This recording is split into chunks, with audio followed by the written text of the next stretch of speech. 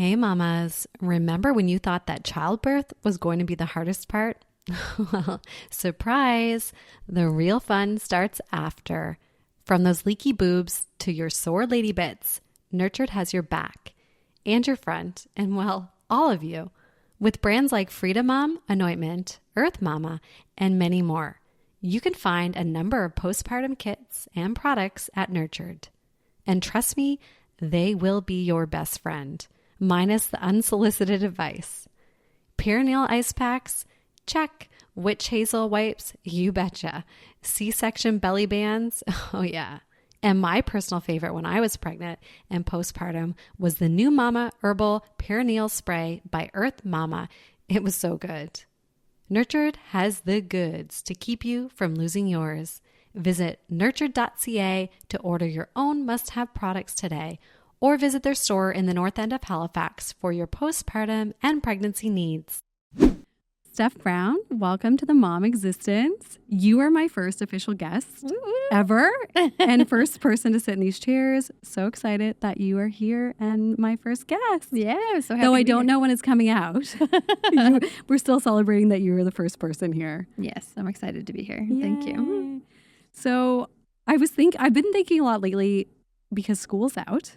And now that I have a son who's 16 months, obviously not in school yet, how are you managing the first few days of summer? Because you have two kids, right? I do. Yeah, mine are 7 and 10. So I think it's exciting, but it's a lot of juggling and just trying to figure out where people are supposed to be when. Like at least with school, it's like you just drop off and you go, and summer like the is routine. Fun. You have a routine, school. but summer is a little different. And our kids are very spoiled and don't go to camp, so we keep them home and we manage it that way. So it's a lot of juggling. Okay. So it's exciting. exciting. I've been seeing kids everywhere, just in my neighborhood, at the playground. And before, I just would never even consider what the parents had to go through. And now I'm like, they're probably dying and cursing most of the time. Yep. And I think too, like growing up, my mom was a teacher, so I was like oblivious because she was just home in the summer. And then when I had kids, I was like, oh, wait a minute. I have to work all summer. How does this work? So it's a lot. It's a bit stressful. It's really the story with everything is how oblivious I was and still am to some things before you become a parent because you just have no idea. Yeah. Yeah. It's crazy. Yeah. You go in blind, really, literally, not knowing. You figure it out as you go. And everyone says that, like, oh, everyone figures it out as they go. And I don't think you ever really figure out parenting. No, I can remember, I hope she doesn't kill me for saying this, my mom being like, give me a break. I've never done this before. I've never been a mom. Because I was probably being a pain in the ass teenager, but it's so true. It is. Yeah. Like you don't have a rule book or a handbook on how to do anything. No. And every kid's different, right? Like I think of my two, and I kind of have to parent them different because they're both so different. So it's definitely just a learn as you go, and you kind of grow with them in your own way, right? Yeah. And probably start to let things go as they get older. Yeah. You just can't give a shit anymore. No, you're running out of 10 years of giving a shit, I just don't give a shit anymore. So I want to go back to how we met. Sarah and I had you on the Rival and Queen podcast quite a few years ago. Yeah. And then you became my pelvic floor therapist. I did. If people don't know what that is, maybe you can kind of explain what it is you do. Yeah. So I guess as a pelvic floor physiotherapist, I really spend a lot of my time with pregnancy and postpartum. I see women of all ages, but pregnancy and postpartum has kind of become my niche and what a lot of people kind of know me for.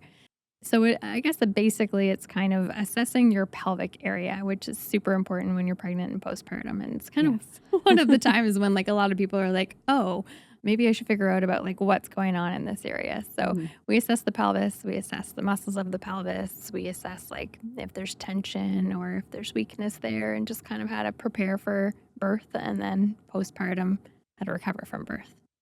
Probably something as a woman before, even I don't think a lot of people use one, like not everyone certainly here, but it's something that is wildly overlooked, I would think, because until Sarah and I got to know you, someone had told us that, it was so interesting. That's why we had you on. But I had no idea what that even meant. Or and like I remember why. you guys being like, what? Yeah, which is probably, I don't know what episode number that is, but if you want to hear that, I'm sure you can look it up. But people are obviously very familiar with physiotherapists or like chiropractors, but do you find that there's a huge misconception and kind of it's just overlooked in general in that area, like Yeah. for men and women? I think for both, for sure. I think a lot of people don't really know what it is, and a lot of the things that people might come to us for can be embarrassing to talk about. So, Really? Like why? Like think pee problems yeah. and stuff? Okay. like, there's a lot of things that people don't want to talk to their doctor about, or they think like, oh, well, this isn't That's just that big how of I a deal. am. Yeah, it's normal. So I think of for some people, if they're having issues with their bladder, or they're having bowel issues, or they're having pain with sex, especially for women. Like so many of us have just heard over and over again, like, oh, jumping on a trampoline, you're going to pee your pants. Or, a lot of people just think, oh, well, this must just be what sex is like. But you shouldn't pee your pants on a trampoline, and you shouldn't have pain with sex. And both of those are usually because there's something going on with your pelvic floor. So unless someone has, majority of the people that I see, it's because one of their girlfriends or a friend or a sister or, someone in their circle saw a pelvic floor physio and they talked about it. And then they were like, oh, maybe I should do this too. And there's some people, I'm sure, for me, I feel like I didn't have any major issues, I don't think, before or after, but I'm sure people come in and while you're assessing them and they're pregnant, there's things that come out. They had no idea, right? Yeah. Until you get that internal exam.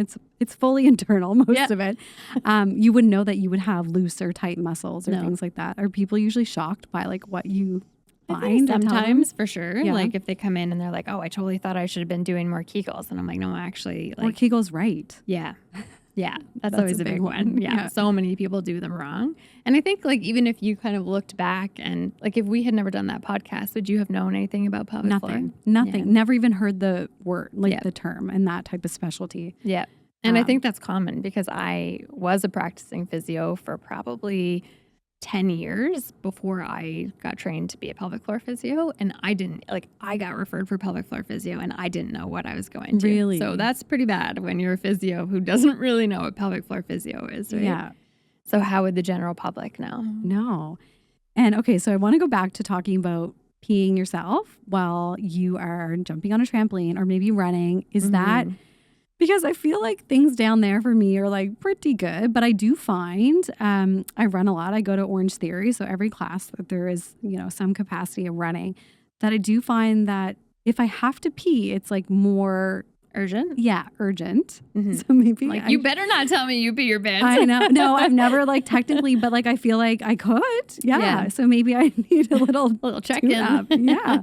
Yeah. So I think if we're talking about postpartum, and I think this is also a really big misconception too, is that people think that it's just for people who've had babies. Right. And it's not true. Like you can have bladder issues and never had a baby. So pelvic floor physio is not just for someone after they've had a baby. It could be for any part of life. So I've got people who are in their like 20s that have never had a kid and they have bladder issues. And then I have, childbearing women. And then I have women who are a lot older that were fine all their life. And now they've had menopause hits and then they start having issues. So it all of this kind of linked to like what your pelvic floor might be going through during some of those phases of life and different things that can happen. So it's not normal. It's just common. Right. And a lot of people struggle with it. And it might be hard for people. We had met, maybe like a couple times. Yeah. And it might be hard for people even working with an OB or a doctor to kind of like, let someone do what you do. But I felt comfortable with you and you're obviously very professional. So I feel like probably finding the right environment and person is really important. But the painful sex thing is interesting because I feel like people probably experience that a lot and think like, oh, I'm just small. My, my vagina is small or like, my muscles are tight. But no, people should not be having painful sex. No, I don't think. And I think that's like an oxymoron. It's very common. Like, and if you want to go into like statistics, it's like 1 in 3 women. Not painful for the man. No. No.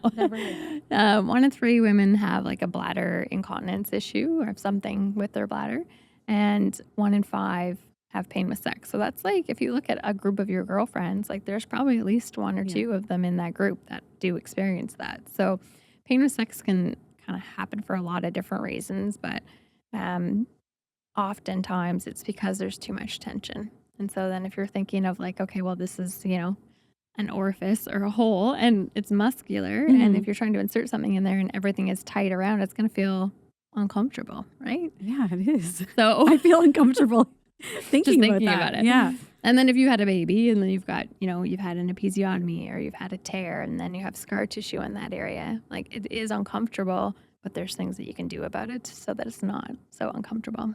Like no one is having a baby because a C-section's a whole nother, it's a whole other thing. But no one that's had a baby vaginally is just like, boom, fine. Good. The next day, everything is good. No. But I feel like I don't know if I'm an idiot, but I feel like I know the whole, or you've heard of the whole no sex for 6 weeks. Obviously things need to heal, but I never really knew of anything else. Like why maybe you shouldn't run or why you should avoid certain things. Yeah. Obviously your core has been stretched and then the trauma birth that you need to kind of give yourself grace and let everything kind of shrink back. But the biggest shock for me, I'm pretty sure it was you. I did work with a doula, so I was lucky to have 2 resources who prepped me and gave me a lot of information ahead of time. But I remember you explaining it like there was a dinner plate size wound. Yeah. On your uterus, right? Yep. Yeah. Okay. Yep. Where your placenta was. Yeah. That needs to slowly shrink. And when it's shrinking, it's healing. So if you don't, like give yourself overdo it. That's just, it's just not going to heal. Is that right? And we chatted about this because you did overdo it. I know. But that's the thing is I didn't. Like you went for a walk. Walks. Yeah. And that, the whole, we were talking about this prior to the podcast of like bounce back culture. I had someone write about that as a question for us. You kind of have this perception on social media of going, even if you're just taking the baby out and you're meeting friends, like that can be strenuous for people, especially if you've had an episiotomy or some, like any type of tearing to a degree, you need to still take it easy on your body. Yeah. And I was walking around my block, which was like 15 minutes. Mm-hmm. There was a little hill, like a small incline, but kind of why, your body does tell you. And I was scared a few times. I remember writing you being like, why is this happening? Yeah. But you really need to slow down. Yeah. I think it's like, we do hear a lot about like those first 6 weeks, you should take it easy, but I don't think people really understand what that means and what some of the side effects or the symptoms that you can have can feel like if you don't adhere to that advice. And I see it all the time. Like I see it all of the time. So that's why like I always check in with people like 2 weeks postpartum, and we would have had a virtual call and you were like 2 weeks postpartum. And it's really just to reiterate that because around 2 weeks, the initial kind of shock of everything is worn off. You're still very like fresh and raw and like probably not comfortable, but it's that point where you're kind of wanting to like maybe do a bit more and maybe get out and walk around and do more around the house. And you might feel a little bit better, but your insides are still like a wreck. Yeah. Like please don't. Like not even do laundry, I think you said, or like, lift you gotta be things. careful. Yeah. Like if you're lifting a laundry basket up and down the stairs and then like you go around and you do some cleaning and then you like do the dishes, like even just all of that standing for long periods of time can be a lot. For sure. Yeah. And so it all comes back to, especially if you've had a vaginal birth and your pelvic floor is like, it is literally the floor of your pelvis and it's holding and supporting your organs and they're heavy. So if you've had a vaginal birth and then you've had a tear and you've had some trauma there, a 2nd degree tear is like a tear in the muscle. So that muscle is not near where it needs to be to support the heaviness of the organs. Yeah. So if you've done too much, it's almost like they're fatigued. And so you can feel pressure and you can feel heaviness. Your bleeding might increase. Like we've got that bleeding postpartum for a couple of weeks. And those are all signs and symptoms that you don't want to ignore and that it's like you're pushing yourself too hard, too fast. Well, especially when it's your first or if you're, not planning to have more, it's really the only time I feel like that you can actually just kind of nest in, let yourself recover, do, what you need to do to feel good, but don't put pressure on because it's just going to get harder and harder and harder. Yeah. Yeah. I mean, the sleep deprivation is hard, but like everything else starts to add up and it gets hard. It does. And I remember still like hard. I wasn't trained in pelvic floor physio when I had either of my children. Okay. So I knew nothing about like, especially with my first one, I knew nothing that I know now. And I had no real resources. So after her, like I remember I couldn't even like sit on my ass for the first like couple of weeks because my hemorrhoids were so bad. And I mean, I didn't know. I'm like, this must Everyone just be has what it this. feels like. Yeah. So I didn't know any of that. And I remember going like just to the grocery store, and I was maybe like 2 or 3 weeks postpartum and just walking around feeling like I literally need to like hold my vagina because it feels like everything is going to fall out. And I didn't understand what that meant at the time. And is that just that heaviness was too much for your body? Yeah. Yeah. And I think a lot of people experience that like heaviness and pressure and just feeling like, oh, I feel so achy and just like my insides are falling out. Mm-hmm. And it's because that floor like needs time to heal and to recover. So to get back to that like 6-week bounce back culture, there's so many different cultures around the world where for like the first 6 weeks, the mother like stays in bed and she just has a group of women who come and help her and they Sounds cook amazing. and they clean and she's just, healing. But that isn't really our culture here. It's like, get back to looking great, like have your hair done, have your makeup done, get your appointments. Go to all the play dates, like get back in the clothes you were before. And it's just so unrealistic. I'm sure you've seen, I know there's one in New York. I remember the girls sharing this. I forget if it was postpartum or like, late in the pregnancy that you go, it's almost like a hotel, but it's like serviced by nurses and you just stay there and they help you and they train you in like CPR for the baby and feed you and do all these things. Like, I mean, it's probably $10,000 a week, if not more. But I thought like, that's how it should be. Yeah. You should be able to kind of take advantage of letting your body heal, just the newness, everything that you need to do mentally and physically is a lot. I didn't really sleep. I mean, you don't really sleep towards the end of your pregnancy because you might be getting up to use the bathroom or just uncomfortable, anxious. And I was getting induced. And I remember them putting me on a list and saying, we'll call you between these hours, which were through the night, which is ridiculous. Do you think they called me through the night? No. So you're there just waiting. Yeah. So if it was whatever it was, say it was 7 or 8 a.m., that was like the end of the window. They called me at that hour and I had been awake basically all night waiting. Oh. And then I labored all night. And then of course, then you have the baby. So I went home. We stayed in 2 nights, labored 1 night, stayed 2. So 3 technically. And then the night before not sleeping, like I was going off 0 sleep. Yeah. Right? 4 days after going in. through like a massive event. Yeah. And I feel crazy now when I don't sleep or if I only get 6-7 hours of sleep, which is the normal thing. Yeah. But I felt like a psychopath, like an actual psycho. This is what people are talking about. And like, I feel insane because when you're starting that journey off with 0 sleep, like you're doomed. Oh yeah. Like, it was months for me of like barely any sleep. Like I literally felt like I feel like I'm a walking, like just zombie. Drunk all the time. Yeah. A drunk zombie. I could not, like, if I didn't have Jeff, like single people out there doing it, like hopefully they have friends or grandparents or family that can help because I don't think I would have left the hospital. I would just stayed there. Yeah. Because I felt insane. And I think it starts with the hormones, the sleep, and just like the newness of what's happening. But it was honestly 1,000 times harder and crazier than I ever thought. But I think it just all stemmed back to spiraling from no sleep. Yeah. Yes. I mean, when they say that sleep deprivation is a form of torture, like it really actually is. It really is. But then you're also like responsible for keeping a newborn alive and then your body is trying to heal, but like you might be trying to breastfeed and it's a lot. Like there's a lot going on. It's crazy. One of my friends said, after she had her baby, why doesn't anyone tell you that it's this hard, how hard it is? I'm like, you can't explain it. I don't think people would do it if they knew how hard, and like you don't understand until it happens to you. You can't really explain it. And I was thinking about that when I was driving over here. Like you can't really prepare someone for like that load of motherhood because it is different for everybody and there's no words to explain it. It's hard. Saying it's hard is nothing. No. It's not enough. It's not. We need a word.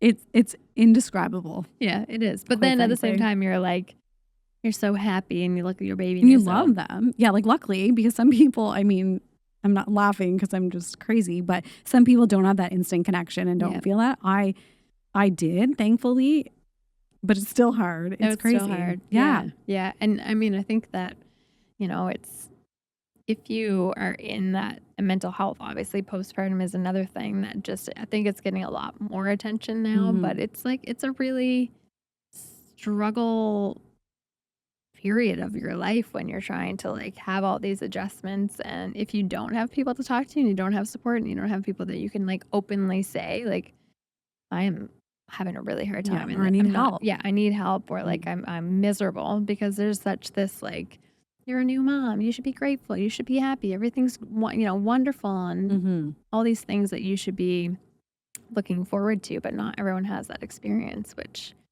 is another part of motherhood that I think is like the real part, right? Like it's not always fun. No. And you want to do stuff, when they're little, and even now, everything's just harder to do because you're not just worrying about yourself or maybe your husband or partner. You're worrying about this child. The child needs, the smaller they are, the more shit that they need. Yeah. It's crazy. Oh, yeah. So that just like adds on like extra another layers. mental load that when you're tired and you're feeling, if you're anxious or feeling depressed or sad, whatever it is, it's like those things can really like just chip away at you and tear you down. I remember another friend who cried. She said, she's like, I have the baby blues. Like I'm crying. I'm not unhappy, but everything makes me cry and I'm crying over everything. And then I had my baby not long after. And I was like, I get it. Yeah. I get it. I remember once crying over like the spatula that I had to cook my hamburger meat. Like I wasn't working and I started crying. I'm like, I'm literally crying over my spatula. Yeah. But it's a whirlwind. And I think that it's okay to not always feel okay when you're postpartum and to like feel overwhelmed. And even with kids that are 7 and 10, like it's still this balancing act of like being there for them, but also like being there for yourself and finding self-care time and doing the things that you miss doing, that you're like, man, this was so much easier before kids. And now it's like, it's so much effort to do this. And I think that when you become a mom and a parent in general, but I think moms specifically, you kind of like, you lose a piece of you in a way. And that sounds like maybe a terrible thing to say, but there's like a piece of you, that freedom piece that you could just do whatever the hell you wanted, whenever you wanted, that you kind of, that's gone for a little while. Yeah. Yeah. Until you're retired. Yeah. Well, I feel like I stay with my parents. They're, by the ocean in the summer. I go there a lot, or she's still always like feeding me and bringing me stuff. I'm like, okay, I'm 37 and this clearly never ends. You're always, it's true. Like, you know what I mean? Yeah. Like it's forever. And it is, I remember just so many friends having kids because we waited a lot longer that like, I don't remember, I'm sure they were struggling. I'm sure they had hard times, but maybe because I wasn't in it, I didn't know, or they didn't tell me. And then I felt kind of guilty when I became a mom, not realizing what they were probably going through, or maybe they just didn't talk about it. Like it's really hard to understand. Yeah. And I think that's what's hard, is it makes people feel guilty about sharing how hard it is. Yeah. Because they haven't maybe heard it and they don't know. But it's such like a messed up thing. It is. You love them so much. You feel so guilty. The mom guilt starts like instantly. Oh, yeah. It doesn't, and that doesn't go away. No. And it's hard. The mom guilt is a really hard thing to deal with, because it's, no matter how old they are, you're just going to feel guilt about something, like everything that you maybe do wrong, or you don't do, a certain way, or you didn't say, or they get hurt, or, any of that. Like it's just constant. They're literally like an extension of you, I feel like. So when you feel their pain or they're upset, and you can carry that around, if you go to work and, one of your kids was, I don't know if they do, with throwing a fit or something happened, I would assume at that age, like weighs on you, because they have an opinion and they're older, right? Like my little guy's still like innocent in that way because he can't talk. And I'm like, I just want to enjoy this forever. Because one day I'm going to have to put him in timeout and like yell at him, and you know what I mean? Or I'll get a call because he did this. So I feel like there's just so many different stages that they evolve through, obviously, but we have to as well. So it's crazy. It's the craziest thing. I try and tell people, I'm like, don't do it unless you're sure. Like, I get why people don't have kids. Yeah, you know 100%. what I mean? Like, I totally get they like their life, they're content, they're happy. Totally get that. Definitely happy that we went down that road, but I always was a little indifferent. Like I wasn't sure. Yeah. Yeah. Yeah, But thank you. curious. And some people don't know, and then they're like, well, yeah, I think we do. And then you have a baby and you're like, wow, this is a lot of work. A lot of work forever. Like the laundry, everything, it just adds up. Not to scare people out there, but the reality, it's insane. But okay, back to some of the pelvic floor stuff. Like what is, if you can share, kind of the craziest thing that maybe someone has done or someone has told you or you've heard of kind of like in your world that they've done like after having a baby? Having a baby? Oh gosh. What would be the craziest? I don't want to say that it's the craziest thing, but it's a lot very early. Like I have had people that have gone back to running at like 6 weeks postpartum. And that's, for a lot of people out there, it would seem like that's totally fine because you go to your 6-week visit and your doctor is like, yep, you're fine. Everything's good. You can go back to having sex. You can go back to doing everything that you did before you had a baby. And I don't want to say that running is crazy, but to think that you can go out and do like a really long 10-kilometer run at 6 weeks postpartum when you really haven't done anything probably for months, like because at the end of your pregnancy, you're likely not running because you're uncomfortable. And then you didn't for the first 6. So it's not that it's crazy, but to me, I guess thinking of the fact that like your little poor pelvic floor is just not ready for that. So I would say anyone that's doing high impact exercise, like at the 4 to 6 week mark, that is definitely, you're setting yourself up for a lot of But do they do it and then come to you and like? Usually. Yeah. Yeah. And it's because they're it's maybe unfortunate. in pain. Yeah. They're in pain or because now they literally see organs in a much lower position, which is a prolapse. What do you mean? Oh, the prolapse. Okay. Prolapse. Because someone wrote us about that. Can you explain what that is or what that means? So a prolapse is, we have like 3 kind of like major organs in your pelvis, your bladder and your uterus and your rectum. And a prolapse is when one of those organs, and there's a few other types of prolapses, but those are definitely the 3 biggest ones.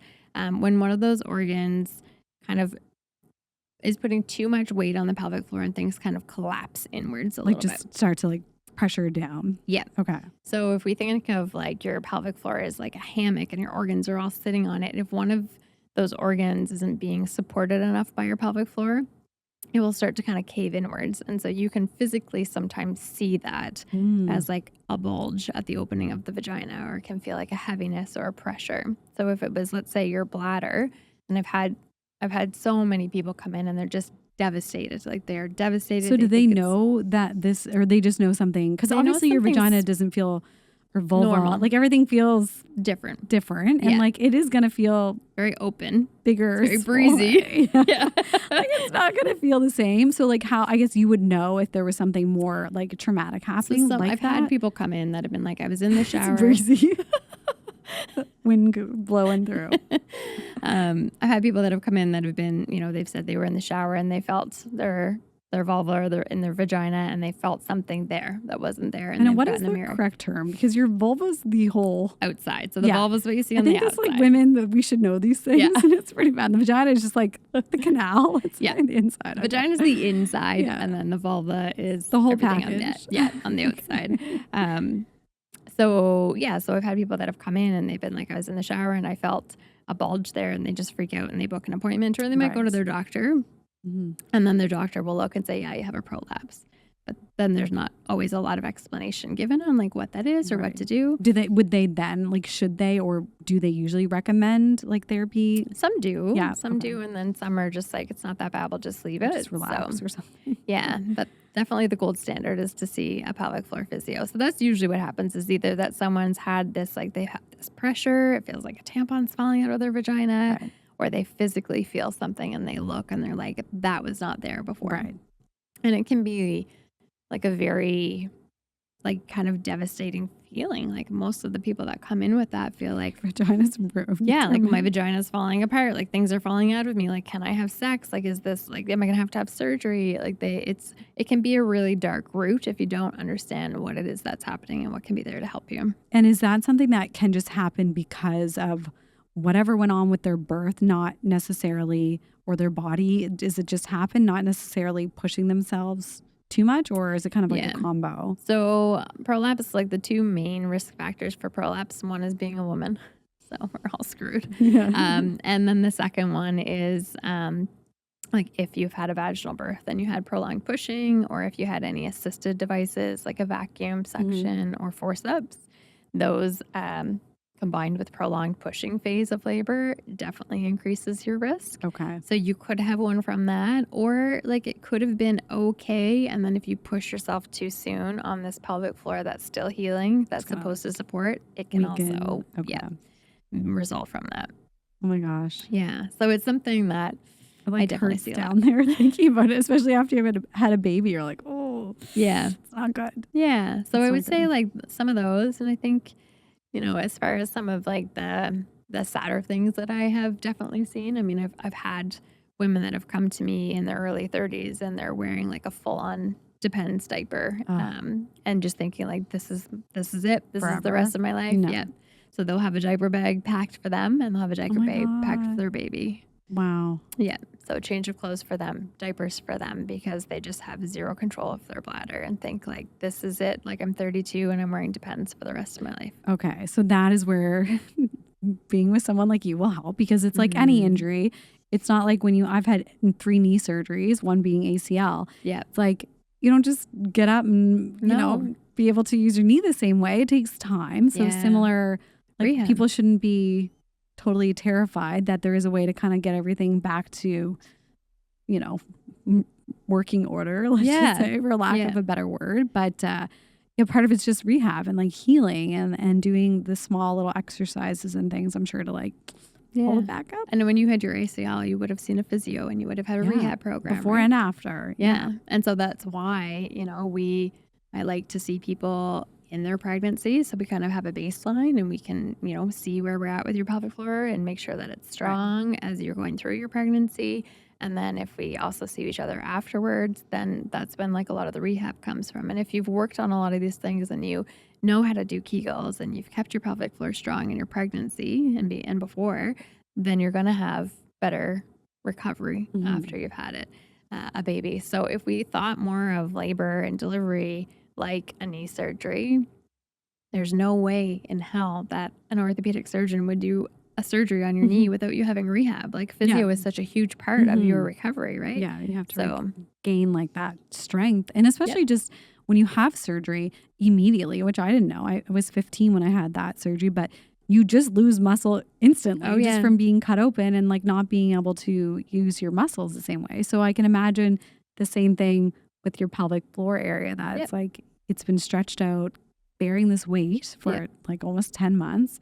And then you have the baby and then you're still not using it again. So it's not going to naturally just like bounce back. No. And if you think about it too, like as a knee, you know, in 6 weeks, if you haven't done any strength training and you haven't done any rehab and you've rested for 6 weeks, you would lose that muscle mass and you wouldn't have any strength. No, you wouldn't get back just because. Just because it's been 6 weeks and that's the magic number. Like it's not you gotta how it get works. on that bike. You have to do these little like leg lifts and things. Like you start so small. Yep.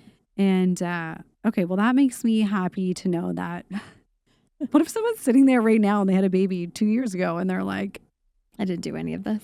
Well, or like they're feeling like, oh, I just thought that's how everything was meant to go after I had a baby, that it would never go back to normal, or I'd always feel pressure or whatever. Is there still a way that they can get like, it's never too late. I don't think it's ever too late to start. I'm sure there's a lot of people in that position. Yeah, absolutely. Like I never started pelvic floor physio until my second baby.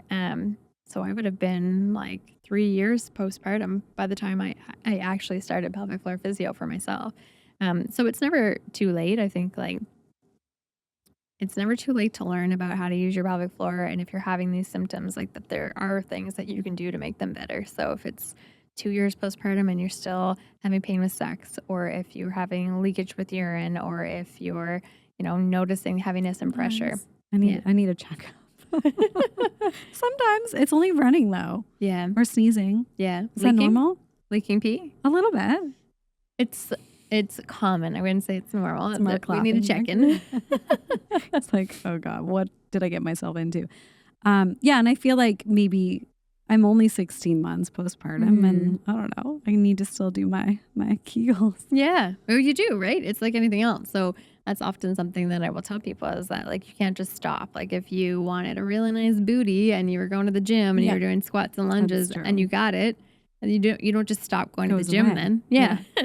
So you have to continue strengthening your pelvic floor for sure. Okay, I want to talk about sex because obviously, I don't know, people might be having lots of sex when they're pregnant.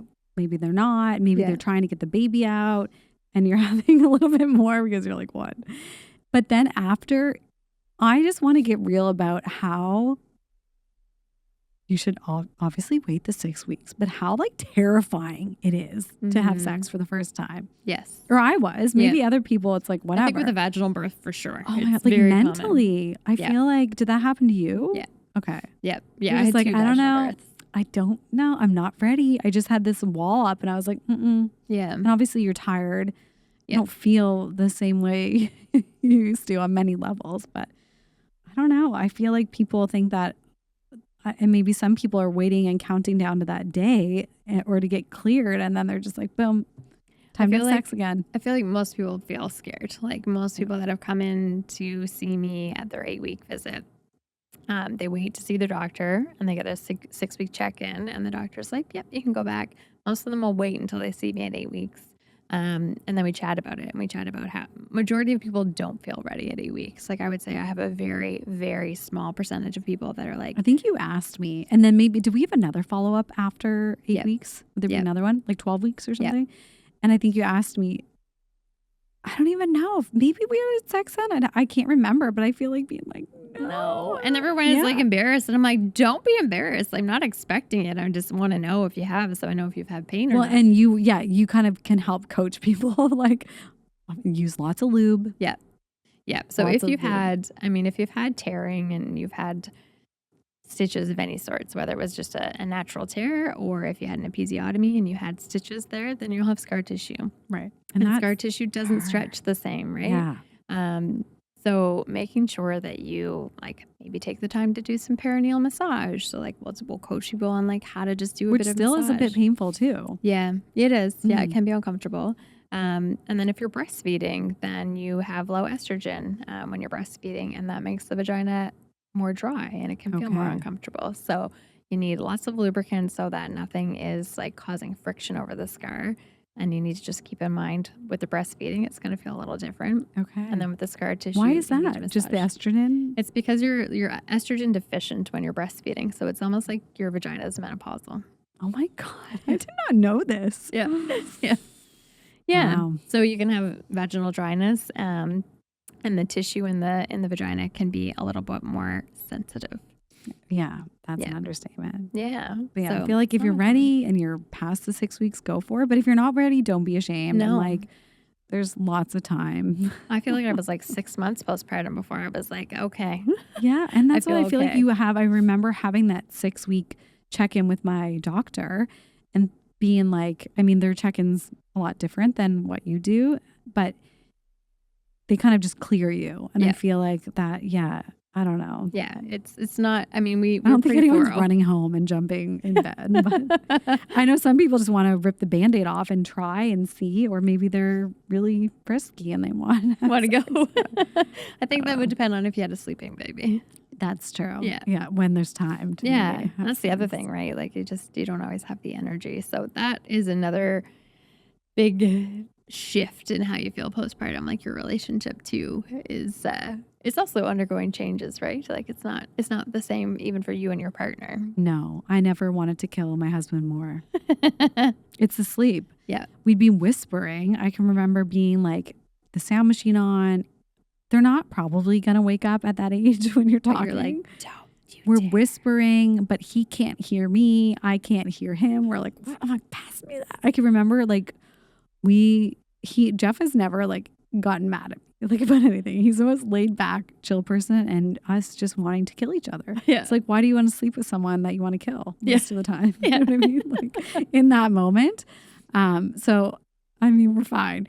But you do need to kind of give yourself grace, like mentally, physically, like emotionally, because you're going through like a tornado for like a good 2 months. I would say. Yeah, easy. Yeah. And I often will tell people, it took 9 months, and I think people hear this all the time, but like it takes 9 months to make a baby and it takes 9 months to a year to recover from a baby. Mm-hmm. Like that's realistic, not 6 weeks. Yeah. So even you at 1 year postpartum, like going back to the gym, like it takes a while to get your core strength back. It takes a little while just to feel like strong and now I feel stronger than ever. yeah.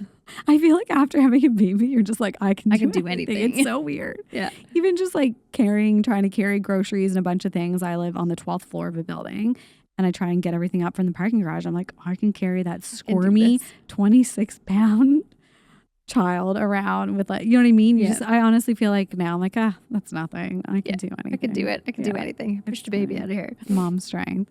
Well, Steph, this has been so fun. And I'm so happy that you're the first one live here in these chairs. Yeah, thank you. It's been great to come in, and I think that having these like real conversations about like that it's not all rainbows and butterflies and not always easy is important, so that people know like they're not alone. Yeah, it's not Instagram reels, people setting their alarm. I see these like getting up at 5 a.m., doing all this shit before their baby wakes up, their laundry, shower, blow drying their hair. Like, no. Yeah, good for you, but it's not happening or if over they're here. Doing it, they're not happy about it and they're tired. Like, let's just normalize that. That is a struggle. But if people want to get in touch with you or learn more about kind of like your services or working with you, where would the best place to do that be? I would probably say my website, which is momsquadphysio.ca. Yeah, we never talked Mom Squad Physio. Yeah. Love the name. Yeah, Mom Squad Physio. That's probably the easiest way, or even through Instagram, which is Stephanie Brown PFPT. So even if you are pregnant, postpartum, whatever, if you have any issues like Steph mentioned, like definitely contact her and don't be embarrassed. No, it's totally normal. She's a professional. You've heard it all. Yeah. All right. Well, thanks so much. Thank you for having me.